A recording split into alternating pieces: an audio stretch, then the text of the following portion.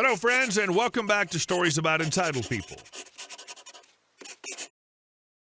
But before we dive in, make sure to hit that subscribe button, smash the like if you enjoy the content, and ring that notification bell so you never miss a juicy story. The time Karen and her crotch fruit invited themselves to a barbecue and insisted I help them move in. Let's take a trip back to about a year ago when my wife and I were settling into our new home in a gated, master-planned community. Most of the neighbors in our section had already moved in, and we thought it would be a great idea to host a barbecue and get to know everyone. The day of the barbecue, everything was set. We were in full prep mode when a moving van rolled up across the street.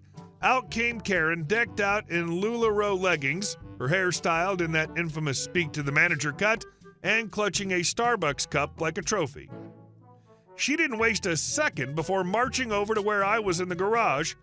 "Hey you," she called out, "I'm a single mother, just got divorced, and I need you to help move some of my heavier things." Cue the deer in the headlights moment. I'm getting ready to host a barbecue, but I guess I can help lift some of the heavier stuff, I stammered, trying to be neighborly. "Oh, a barbecue. Lovely. We love barbecue. What time should we be there?" she chirped. Now, I'm scrambling to find a polite way to decline. Well, we kinda already planned it and bought just enough food for the people we invited.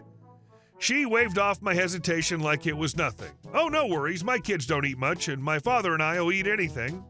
"So are you married?" she asked, eyes glinting with a hopeful look. "Yes, very happily," I replied, firmly shutting that door. She frowned, undeterred. "Well, there's bound to be a lot of single men at your party, right?"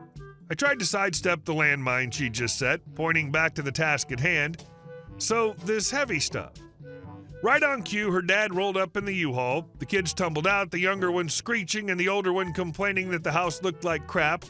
I'm standing there, internally wondering if I should just make a break for it, when Karen's dad spots me. "Thank God you're here. No way I can carry half this stuff," he exclaimed. And just like that, I was roped into helping for the next hour. I'm hauling boxes and furniture, all the while silently praying for an escape.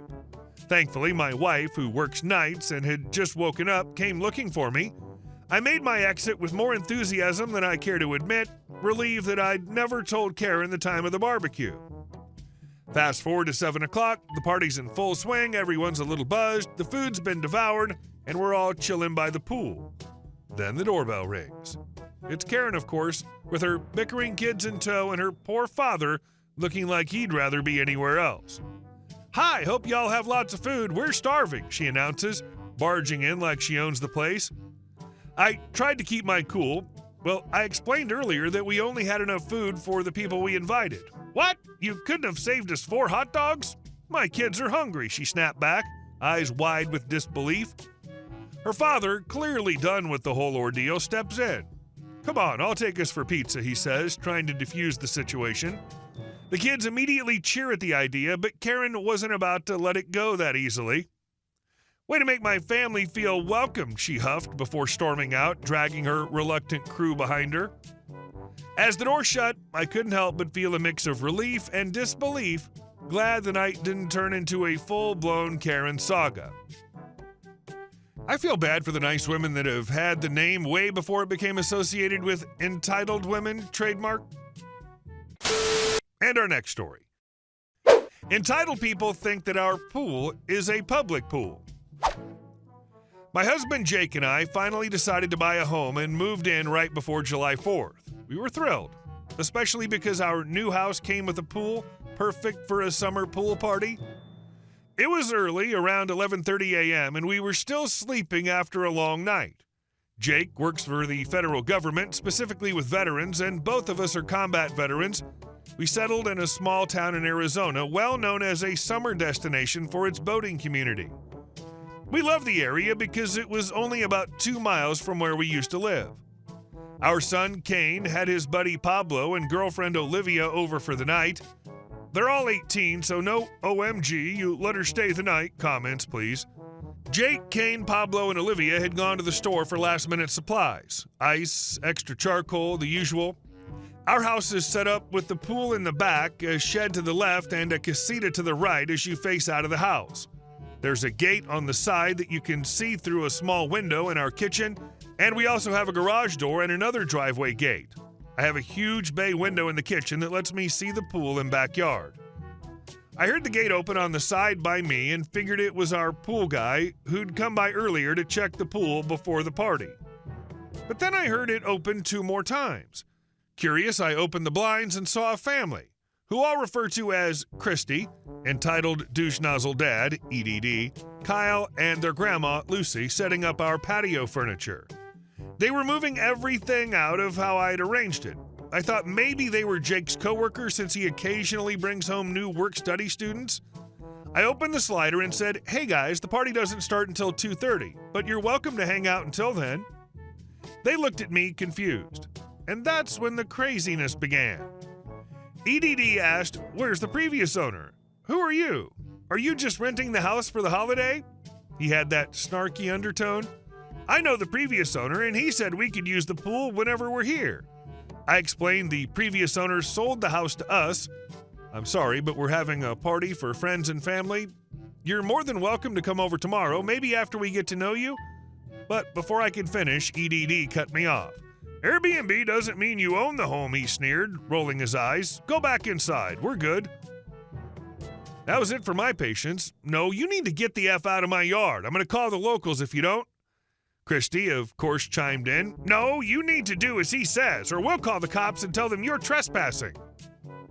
At this point, I was pissed. I'm a nice person, but when I'm tired and dealing with idiots, I don't have time for this.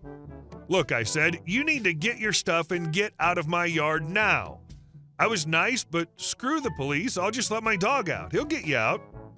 Lucy, the grandma, tried to be the voice of reason, saying, "We should go. It's obvious this lady lives here." Kyle, the entitled little crap, whined, "You said I could go swimming. I want to go swimming. It's hot."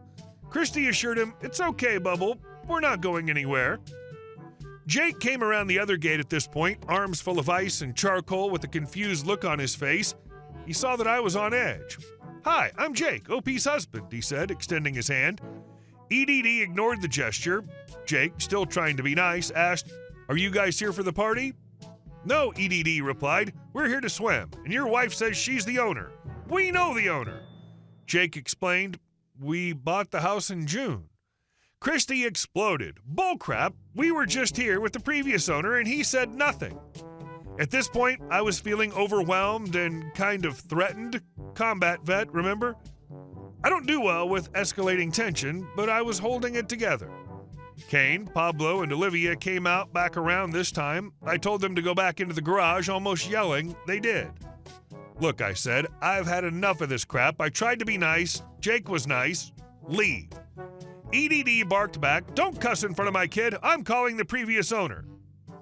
I was done. "You can do that from your car. Leave, please." EDD sat in a lounger and called the previous owner, spinning some BS about how the Airbnb renters were rude and wouldn't let them swim. Meanwhile, Jake showed EDD his driver's license to prove we owned the house. That should have ended it, but nope, not a chance.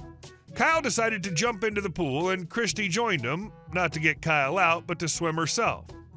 I lost it. I yelled for Lucy to call the police. Jake, still trying to be the calm one, asked, "Please get your wife and kid out of our pool and leave." "We're not leaving," EDD declared. Lucy tried one last time, pleading, "EDD, you're going to go back to prison. Let's go, please." But EDD wasn't listening. "I'm not doing anything wrong. We were given permission to swim." I'd had it. "You are trespassing. Get the F out of my yard." Christy, still splashing around, shot back, "Nope, sorry, we're swimming." I headed towards the pool, ready to drag her out by her hair. My dog, Doozer, snuck out between my legs, and Kyle freaked out, screaming, "Mom, she told the dog to bite me." Of course, Doozer just wanted to play, but Kyle practically punched my pup away. I snapped. "Kyle, I'm going to use a wooden spoon on your bare butt like your mom and dad should." Kyle screamed louder, and Christy, still in the pool, yelled, "Don't threaten my Bubble. I'll F you up, you C-word." I was ready. "Bring it, B. Get out of my pool and off my property now." Just then, we heard a loud knock at the gate. "Local PD, knock, knock." I yelled, "Out back." EDD rushed Jake out of nowhere, trying to punch him. Jake, quick on his feet, just stepped aside and clotheslined him. It was hilarious. but I was already mentally calculating bail money because I thought we were going to jail. The police came rushing through the garage and side gate, pulled Jake aside and started reading him his rights. Arizona's a right to stand your ground state, but the officers didn't know who was who yet. They didn't even know we were the homeowners.